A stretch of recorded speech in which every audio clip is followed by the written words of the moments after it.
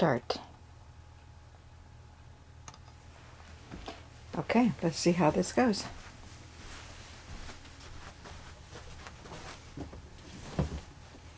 Hello, my name is Sheely. This is my particular channel, my particular recording.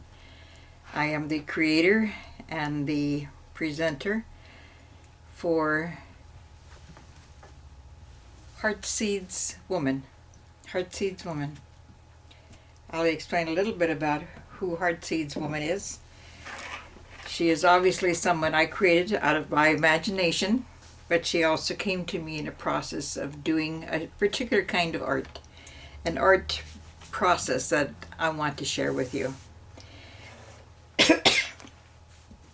But Heartseed Woman also has to do with how we nurture ourselves, how we nurture each other, how we nurture the earth, how we take care of things. When I say nurture, do we plant things? Do we grow things?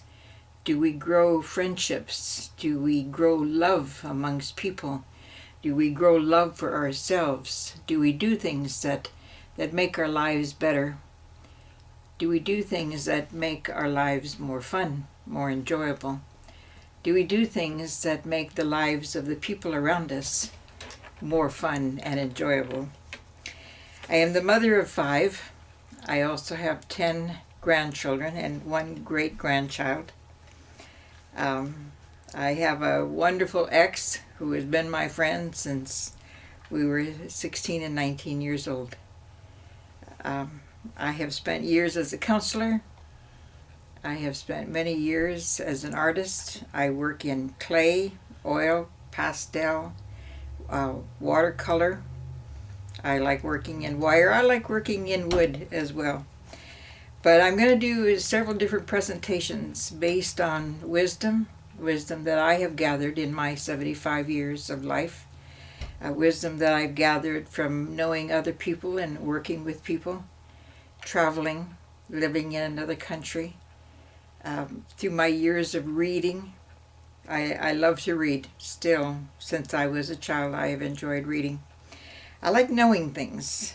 Now, I don't know if that comes out of the fact that I am an Aquarian. I'm very curious about everything, really. I like knowing things.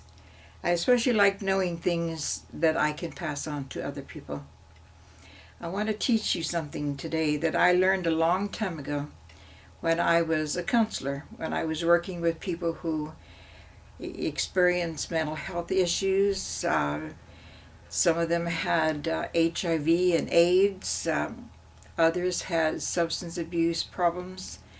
They all had a certain level of problems dealing with life, dealing with their circumstances.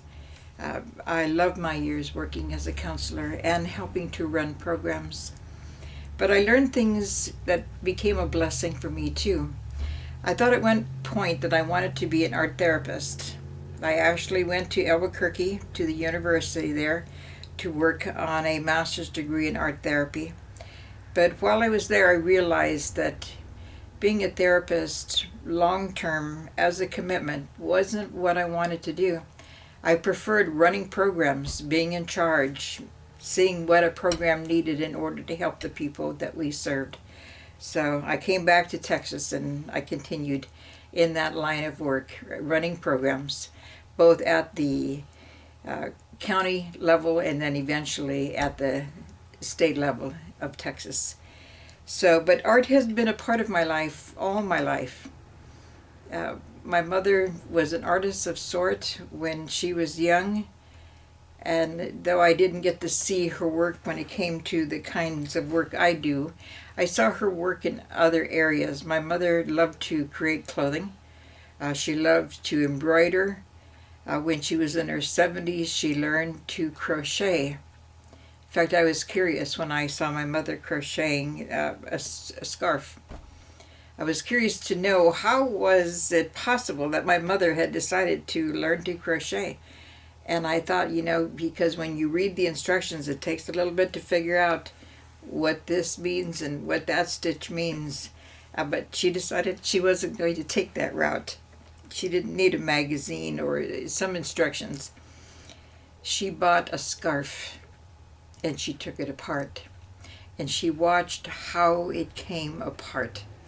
And then she just did that kind of stitch in reverse to put it back together again. And I thought, what a wonderful way to learn. But my mother was clever that way. So there are many things that I learned from my mama that I still do today. But this thing that I'm going to teach you today, in this first of my presentations, has to do with scribble art.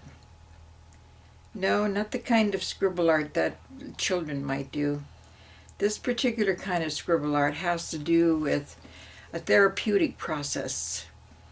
It grabs you down deep in the subconscious, and it will bring forward images. At first you might not understand what the images are, and then again they might be so simple that you don't understand why something's so simple, because maybe you consider yourself to be very complicated, or maybe you consider your situation very complicated.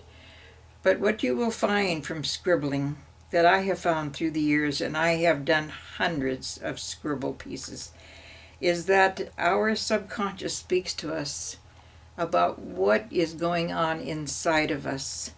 And it's always a curious thing to learn through artwork what's going on with you. Now, when I talk about scribbling, I'm talking about scribbling. Like this is scribbling. This is scribbling. I did this earlier today. Now this is just a piece of typing paper and I scribbled on it. So let me show you what I mean by scribbling. I'm taking a blank sheet of paper and I'm laying it down here on my table. I'm taking a pencil. Now there's a couple of things that you have to do in order to access this part of you that you might not realize is so informative. First of all, you have to use your non-dominant hand. I'm right-handed, so I'm going to use my left. I lay my hand on my paper so my paper doesn't move while I'm scribbling. And you have to close your eyes. So you can't peek. I don't want you making little hearts or drawing little cats or whatever. I want you to basically just scribble. So let me demonstrate. My eyes are closed, the pencil's in my left hand, and I'm just scribbling. Up, down, circles, back and forth, just scribbling. You don't have to do it for very long, and then you stop. And you take your paper, which is the scribble I now have on this piece of paper. Now I'm going to look at it and see if I can see anything in there that makes sense to me. It's the same kind of concept when you're sitting outside on a kind of a cloudy day and you're just looking up at the sky and you see clouds rolling by, and if you've got a good imagination, you can see things in the clouds. It might be a horse, you know, passing overhead, or maybe it's a great big bear, or maybe it's a sailing ship. Your mind likes to make sense of what is there. It's the same way with the scribble. You look at it and see. Sometimes you can squint your eyes and see if there's any particular image there. If you don't see anything on that side, turn it. Look at it from another angle to see if there is something there. Sometimes it might take you a while before you realize what the image might be. If you don't see anything there, turn it again. You can continue to turn your paper until you actually see something that makes sense to you. You don't see anything there, turn it again. Now, if you don't find any image after you've looked at it from all four sides, then lay it down, take your pencil, and scribble some more until, just a few moments, and then look again at all four sides. Now, I have found something in this particular image, and I will highlight it. So I see an image here, And I will make the lines darker so that you can see the image as well.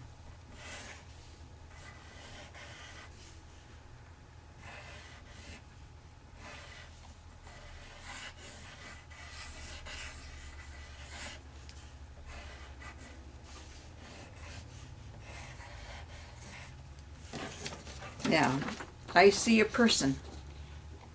There's a person's head, the person's body. They're sitting down. The hand is reaching out, and it's holding this heart. Okay? Just a scribble.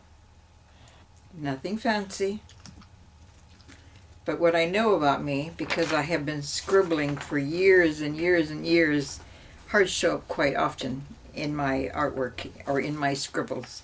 The heart is a very strong symbol for me. I think part of it comes from the fact that my birthday is in February, and I have a lot of hearts around me. People give me hearts because they know that I love them so much. And of course, Heart Seeds Woman is about hearts, about our heart.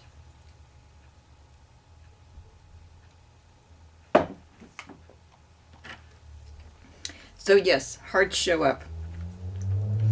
I want you to try this. Don't put yourself down for what you see or don't see. Take it for the fun that it is. Take it for the fun that it can be. You know, when you look at this particular image of your scribble, and you turn it until you find what is actually there, you'll become so amazed at what exists inside of you.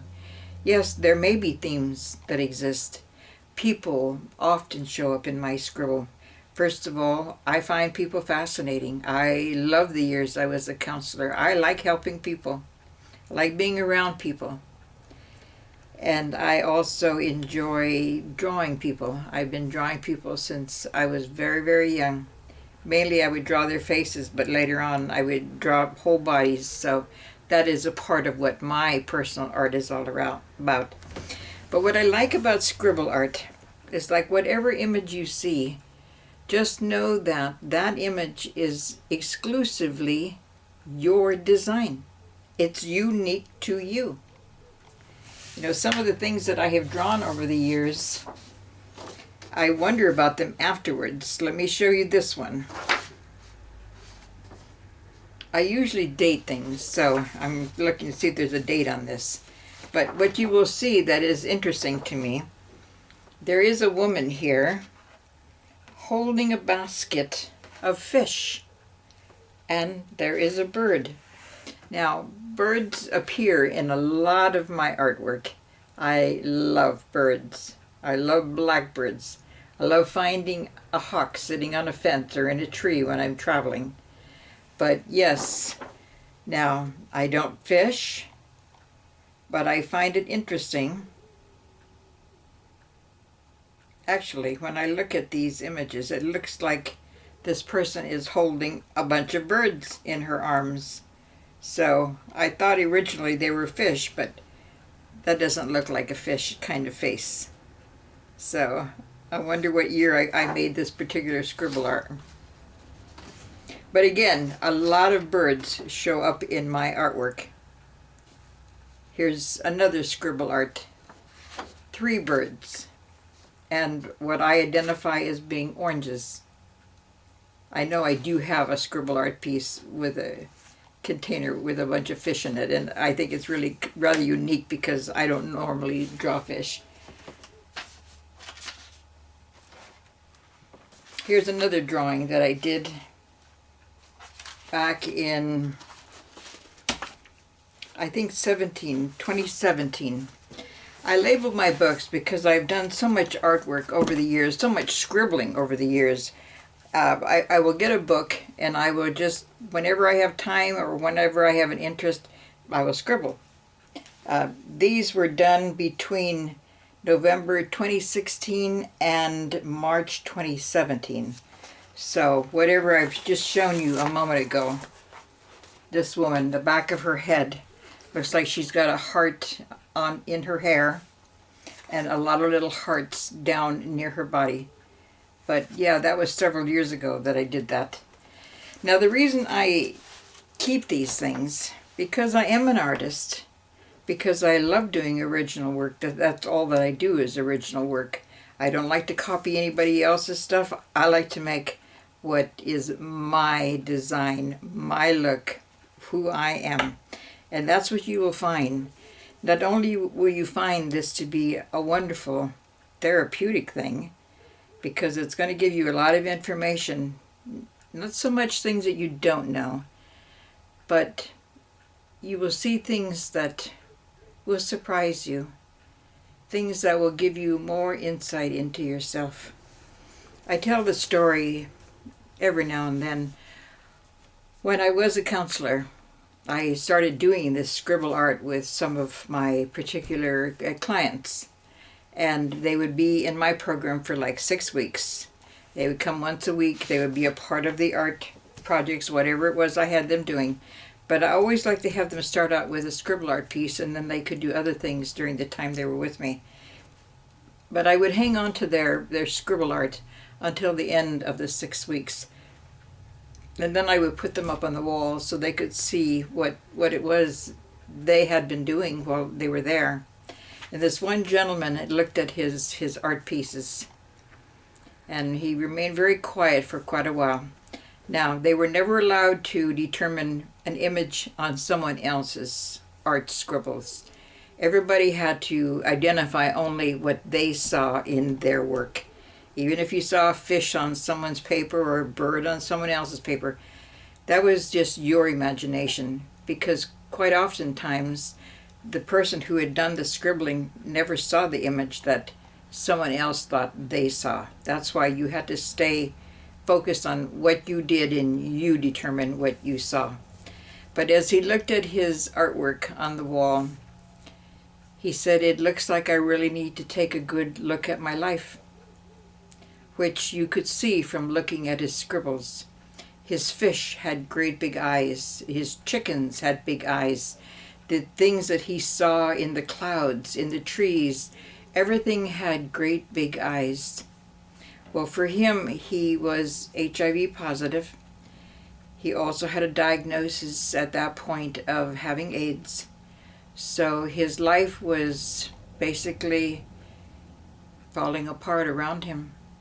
He had to look at what it was he could do to make his life as good as he could at that point, and whether that meant taking additional medication, stabilizing his living environment, making contact with family that he hadn't spoken to in a long, long time. He needed to take a good look at his life. And you will find when you scribble that your images speak to you about things that you know and yet you don't know that you know.